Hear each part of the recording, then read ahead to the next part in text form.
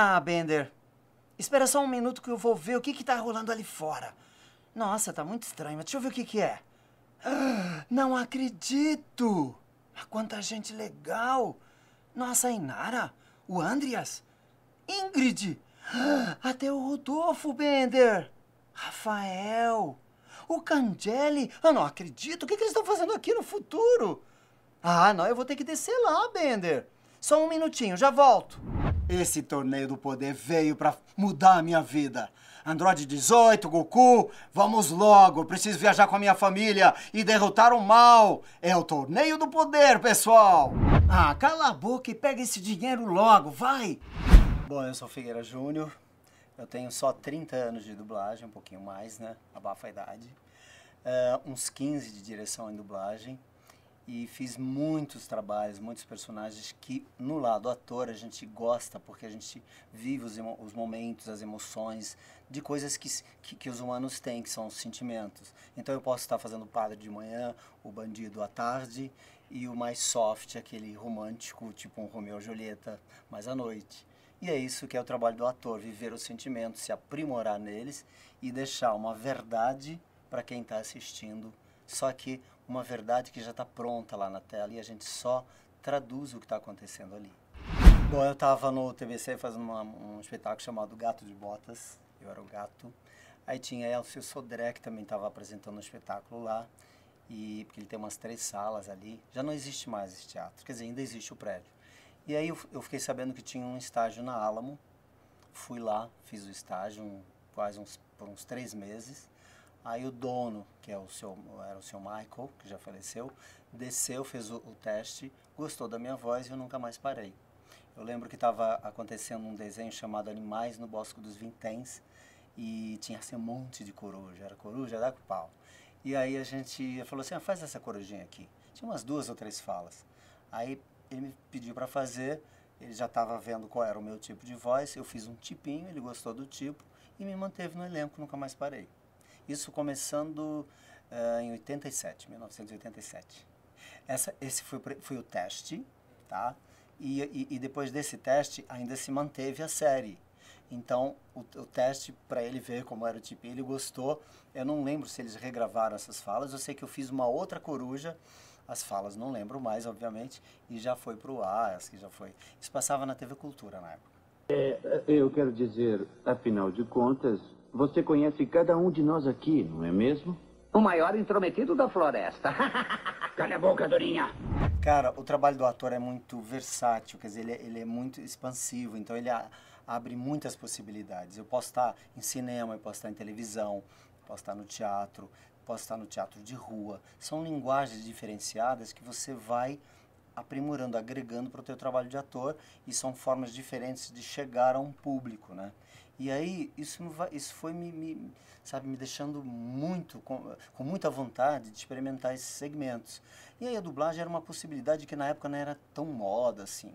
Tanto é que hoje está mais na moda, a mídia expande muito o valor das coisas, mas antigamente não era tão na moda, mas era uma possibilidade, isso me encantou. E eu adoro fazer caricatos, né? As pessoas chegam assim, nossa, mas eu não achava que era a tua voz. E isso me fascina, porque quer dizer que pelo menos estou enganando direitinho. E aí as pessoas gostando, vindo dessa forma, me encantava.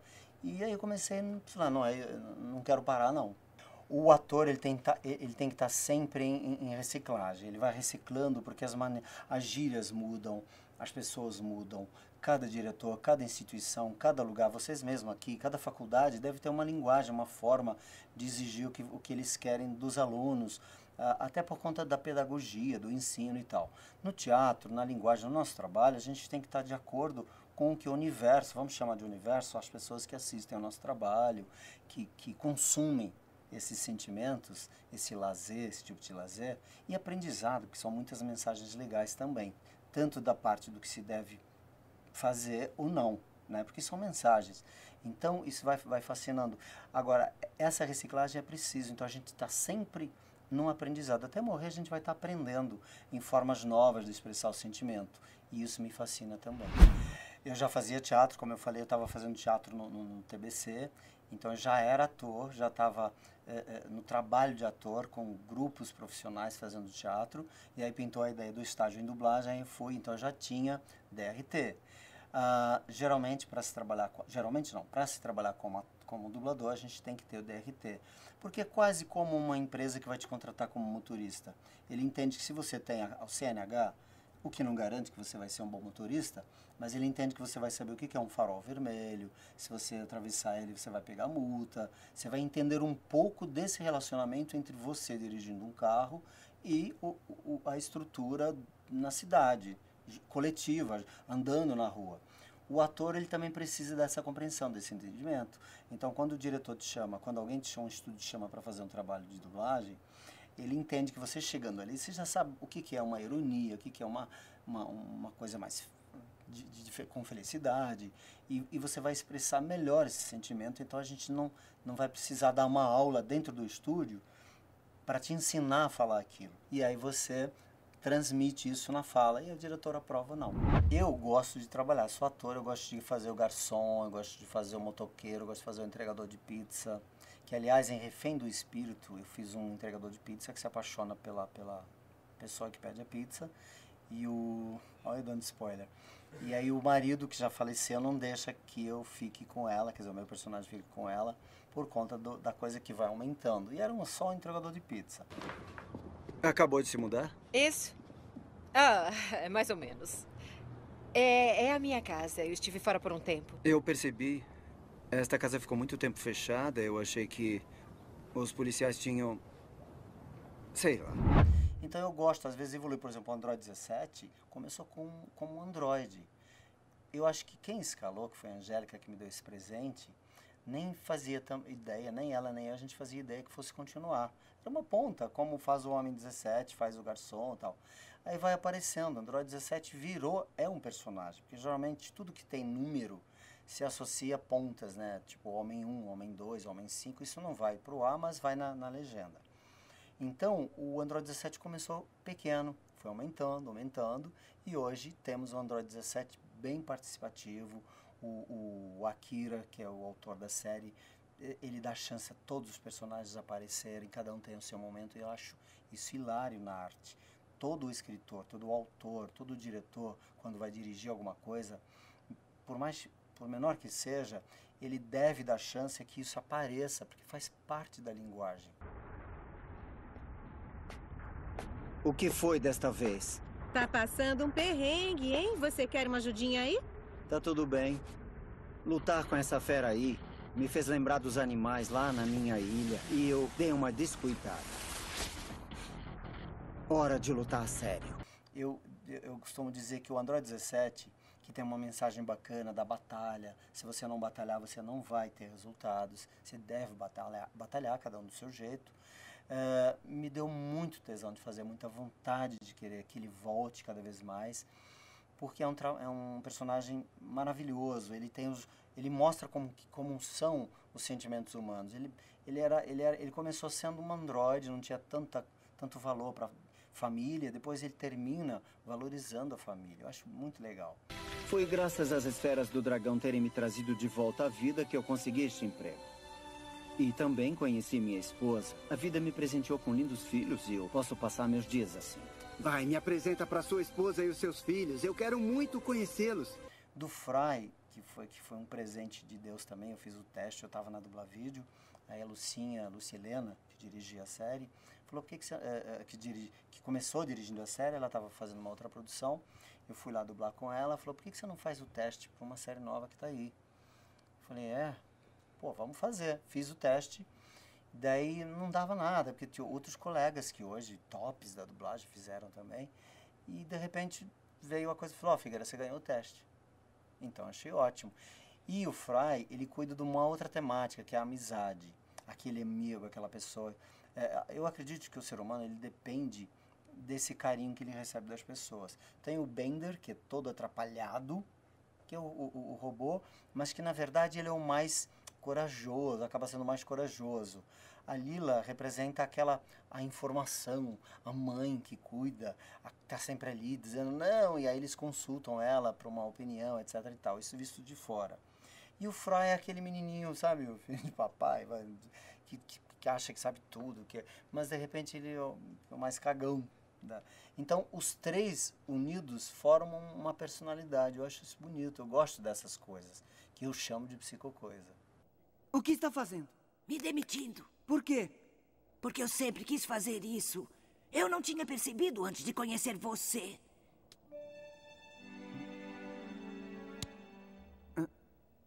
O que foi que deu em você, hein?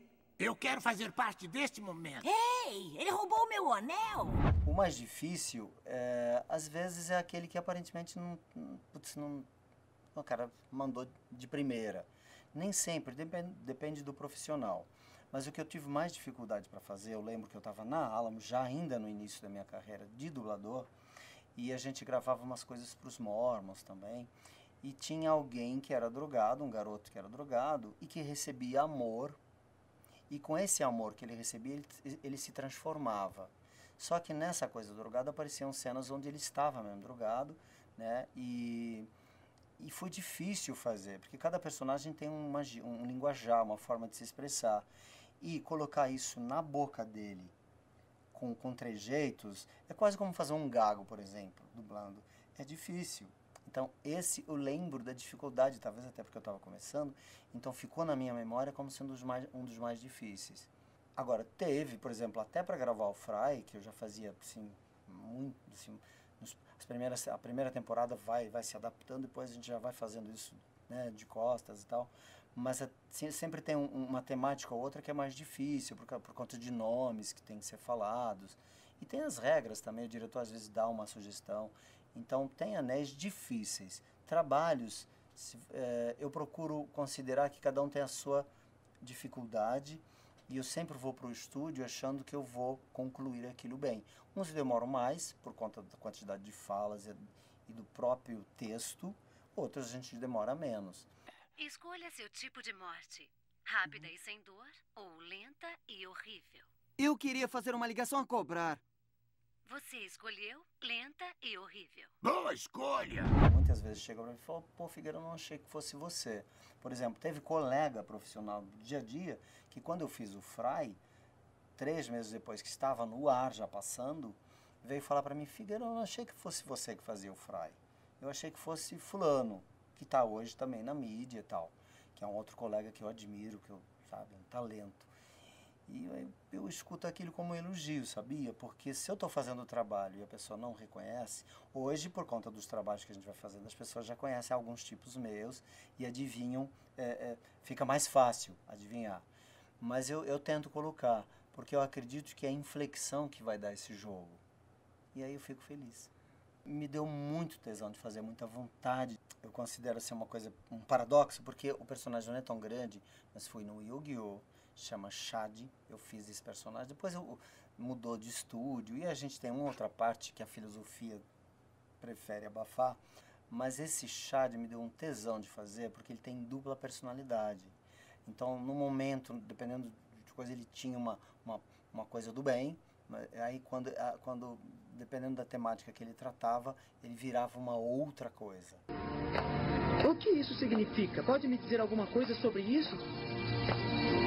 Tome muito cuidado, fique bem atento, porque o ladrão que roubou a relíquia do Pegasus também virá atrás de você, querendo a sua. Mas, de qualquer forma, isso me deu... ficou também na minha memória como uma coisa muito legal de fazer, e também porque eu tive que dar um tom, uma inflexão diferente ao personagem, para quando ele tinha uma personalidade e para quando ele tinha outra. Eu costumo dizer que o ator... Eu chamo de gavetinhas, né? Eu tenho umas analogias, gavetas da informação. Então, o ser humano, quando ele vai amadurecendo, ele vai adquirindo informação, e é como se fossem gavetinhas temáticas que a gente guarda, cada um no seu lugar imaginário.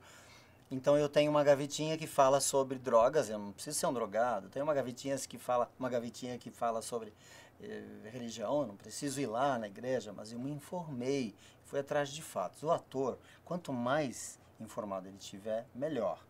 Mas ele não é Deus, ele não é obrigado a saber de tudo. Então, quando eu vou para o estúdio e não sei alguma coisa, eu não tenho o menor problema de perguntar para o diretor, olha, eu não entendo muito bem desse universo, você me dá um feedback para eu poder, sabe, ver esse personagem, ver essa inflexão, Porque o ator em dublagem ele não tem o tempo que ele tem em teatro para trabalhar o personagem. É quase como na televisão, a gente recebe o texto, vai lá e grava, tem um pré-ensaio, o diretor faz a marcação e tal. No estúdio de dublagem, a gente nem sabe o que vai fazer, a não ser quando é uma série, por exemplo, o Fry já sabia como ele pensa, os trejeitos dele, então eu produzia mais, quando é assim a gente produz mais. Mas a gente, quando começa, às vezes a gente faz uma tentativa, às vezes a gente grava um anel, 2, para quem não sabe o que é anel, são trechos de 20 segundos que são separados no texto, e a gente tem para forma de pagamento, isso é utilizado, mas ao mesmo tempo a gente vai ensaiando, a gente passa a cena, a gente faz 1 ou 2 anéis, ensaia e depois grava. Ou fala, não importa. O que a gente tem que ter em mente é o seguinte, eu tenho que entender, tenho que ter uma boa compreensão de texto. Então o ator tem que entender um pouco de gramática, tem que entender bem o que está lendo. Às vezes o texto não vem perfeito, ele vem traduzido literalmente, mas é uma equipe dentro do estúdio. Então o diretor, se vê que eu estou ensaiando de uma forma errada, ele já dá o feedback. Essa história do texto que é traduzido literalmente, e aí a gente chega lá, às vezes a gente está com a cabeça, porque a gente é humano também, vai ter aquele dia, em anos, que você não vai estar legal. E aí você, ainda assim, você quer fazer o trabalho, tem você vai cuidar desse trabalho por inteiro. Mas você acredita que está numa equipe, fala, hoje eu não estou 100%, mas qualquer coisa o diretor também vê. E lá no texto estava assim, não, porque negócio de sentir faísca, a mina falou que ela nunca sentiu faíscas, que ela nunca passou por isso, que isso é uma coisa que ela nunca vai deixar acontecer, e borboletas no estômago e tal, e tal. E eu li esse texto, eu já deveria ter ensaiado isso, exemplo, né? Que fica engraçado. O texto final ficou, ela nunca se apaixonou, esse negócio de sentir frios no estômago porque se apaixona, não é com ela, que ela não vai querer, enfim. E a gente passa por esse processo. Então tem coisas que às vezes saem que a gente não fala no dia a dia. Agora traduzir isso para o mundo do palavrão, por exemplo, eu vou chutar a sua bunda, eu vou chutar o seu traseiro.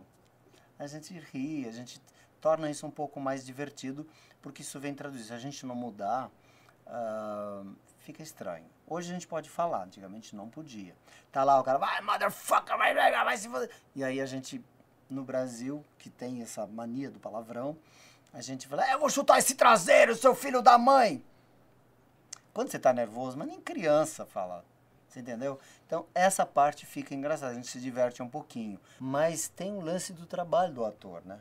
Então, voltando para o trabalho do ator, eu quero dublar, quero trabalhar, poder mostrar que eu sou capaz de fazer o garçom com uma verdade igual a que eu vou fazer o protagonista de um filme, de uma série, tá? Então, é legal poder mostrar isso. E quero que as pessoas continuem. Eu, pessoalmente, nossa, que legal, foi você que dublou? Nossa, que legal. Enquanto tiver isso aí, tá bom. Quer dizer, não que eu me incomode com a outra parte, mas é legal. Eu costumo dizer que a dublagem, ela requer que o ator saiba expressar os sentimentos. Mas, obviamente, é como se eu for falar, por exemplo, se eu for ler a Bíblia dentro de uma igreja em Aparecida, eu vou ler com uma coisa mais tranquilinha, Jesus, sabe, irmãos, para deixar as pessoas tranquilizadas, elas vão lá atrás de paz, etc. Se eu for ler um livro numa praça, eu vou ler com mais projeção, para as pessoas ouvirem e tal. O desenho, ele tem um movimento de boca, de abre e fecha. Hoje, com a história de 3D, quase perfeita, eles abrem, fecham, eles desmembraram mais os movimentos, então a boca quase que casa, que é o voz original, que também eu fiz esse trabalho no TV Cultura, com uma massinha que chamava Detetive da Cultura, que eu fui locutor da TV Cultura há uns 3 anos, e eles me deram de presente, fora as locuções que eu fazia, da temática infanto-juvenil, eu tenho que fazer essa entre parênteses, que a Cecília Lenz também fazia a parte feminina, então apresentava, agora a seguir, as marcas que apoiam a cultura, eram mais ou menos um tom por aí. Mas aí tinha esse detetive que tinha uma voz tipo, e agora vocês podem ver no MASP a exposição, e aí eu tinha ele fazendo esse bonequinho, uma massa verde. Elementar, meu caro amigo, desvendar os mistérios das artes é comigo mesmo, o detetive da cultura. Vejamos, estamos no Parque do Ibirapuera. O que temos aqui? Qual a diferença? A diferença é isso. Eu tenho que ver o que está acontecendo lá. Na dublagem, eu não tenho que inventar, criar coisas que não existem. Eu tenho que traduzir o que está acontecendo lá para a minha linguagem, para que você que está assistindo entenda. E se eu puder, graficamente, borjar, quer dizer, dar uma enganada, ou colocar um caco, tudo natural, que você não perceba, mas que vai mexer certinho com a boquinha, melhor. Então, tem personagens humanos que são difíceis de trabalhar por outros motivos, mas de boca, o desenho dá pra gente enganar um pouquinho mais. Mas isso também depende da qualidade do desenho. Hoje em dia ele está tão perfeito, pelo, boca, olhos, expressões, que eu tenho que cuidar praticamente igual desse trabalho, quanto se fosse um filme, porque, né, com humanos. Então eu prefiro responder, finalizar dizendo assim, eu vou para um trabalho de ator, eu tenho que fazer o melhor, adequado ao que está acontecendo ali na tela. Eu dirijo há 15 anos dublagem. Quando a gente dirige, e por opção também, eu quis ficar mais dentro do estúdio, aprimorando essa técnica, né, de direção, porque é um outro ponto de vista.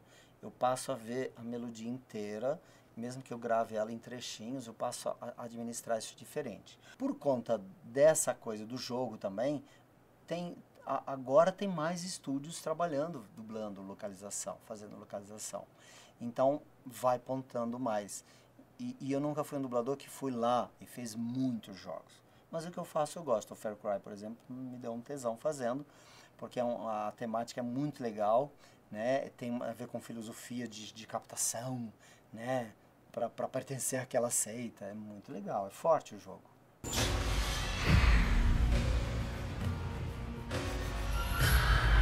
E comece a ceifa! As pessoas sempre olham para mim, e aí eu tenho 50% falando, não, estou me achando um ET, alguma coisa, mas ou porque lembram alguma coisa, ou elas me conhecem em algum lugar, ou a voz, ou pela voz, elas, assim, muito poucas vezes, não vou mentir, falam, putz, eu já ouvi essa voz, tá. Mas são poucas vezes. O que acontece comigo é sempre a pessoa olhar, aí ela conversa, aí eu vou filtrando, se é porque, bom, não, vou por alternativa, vou por eliminação, bom, ela não me acha um ET, não. Aí às vezes uma inflexão ou outra, aí eu já faço de propósito, faz com que a pessoa, já sei, aí ela lembra. Então isso acontece um pouco, não muito não, porque também a gente tem essa possibilidade de andar mais escondidinho, né, porque tá atrás da voz e tal. Oi, e aí? Você que é o número 17? Quem é você? Nunca vi você antes na minha vida. Mas vamos falar sério agora. Sabe que eu sou o Goku, não sabe? Eu conheço muito bem a sua voz. Além de outras coisas.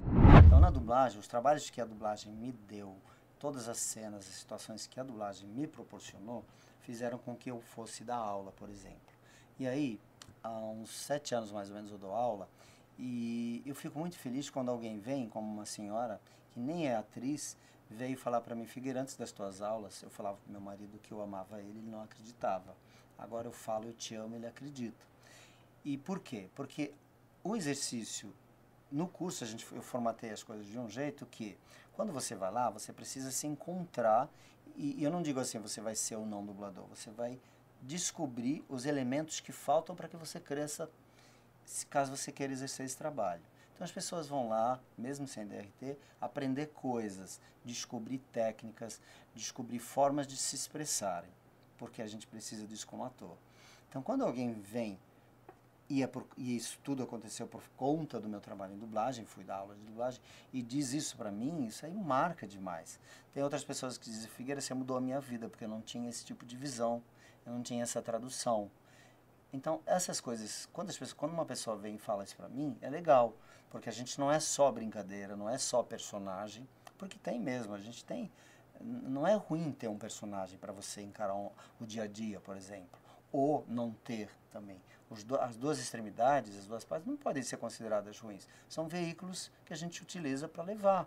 Hoje você pode estar andando de carro, ou de bicicleta ou a pé, para mim funciona do mesmo jeito. Então, esse tipo de resposta é muito importante para mim. Mas, obviamente, em eventos, a gente percebe esse carinho perto. Tem jovem, não é só jovem, porque em eventos a gente tem várias idades, mas tem pessoas, fãs, que chegam e dizem, nossa, como é que chama? Eu cresci ouvindo você foi importante para minha infância e tal. E aí a gente vê como elemento da mensagem, daquilo que a nossa voz proporciona. Nossa voz naquele personagem foi tão legal, pelo menos para aquela pessoa, porque eu também não sou ingênuo de achar que 100% gosta de mim.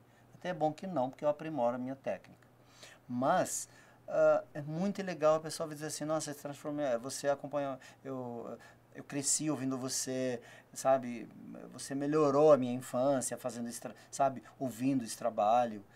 E, de certa forma, é um elogio. Então, elas abraçam você de uma forma, esse carinho é muito legal. Então, essas emoções a gente sente, sim, mais nos eventos, porque a gente está próximo desse público, né, que assiste a gente. Isso é muito legal. Olha, eu, pelo menos na minha geração e mais algumas gerações, eu não me preocupo muito, não. Porque onde houver humanos, sempre vai existir humanos desconstruindo outros humanos e impedindo que muita parte desses humanos, que eles chamam de maioria, seja controlada por uma minoria esperta. Então, quem ganha não é a maioria, é a minoria. Por que esse texto?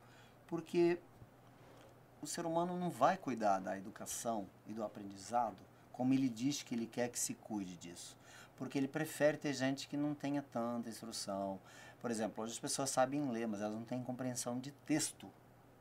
Você começa a ver um filme legendado, por exemplo, você perde metade daquilo que você não leu. Você supôs que o personagem falou, porque ou você presta atenção na cena ou na legenda. Então a compreensão fica terrível. Aliás, o brasileiro, por média, ele tem muita deficiência em compreensão de texto.